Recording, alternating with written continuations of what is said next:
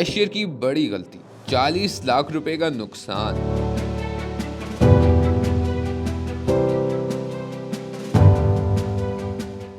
پیسے کیسے واپس آئے؟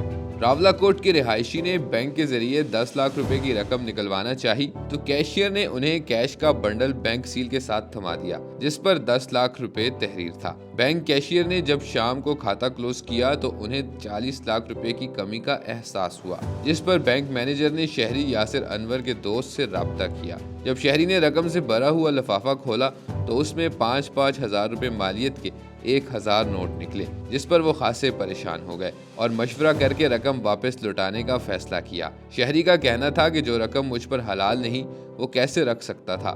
ان کا کہنا تھا کہ انسان کو ہر طرح کے خیالات آتے ہیں، لیکن انہوں نے مناسب یہی سمجھا کہ اس رقم کو واپس کر دیا جائے۔ کیشیئر اعجاز احمد خان نے کہا کہ وہ اس وقت کو بیان نہیں کر سکتے جب انہیں یہ معلوم ہوا کہ وہ 10 لاکھ روپے کے بجائے 50 لاکھ روپے بیچ چکے ہیں۔ ان کا مزید کہنا تھا کہ آج کل کے حالات کو دیکھتے ہوئے انہیں یہ امید نہیں تھی کہ جس شخص کو یہ رقم گئی ہے وہ کبھی واپس لوٹائیں گے۔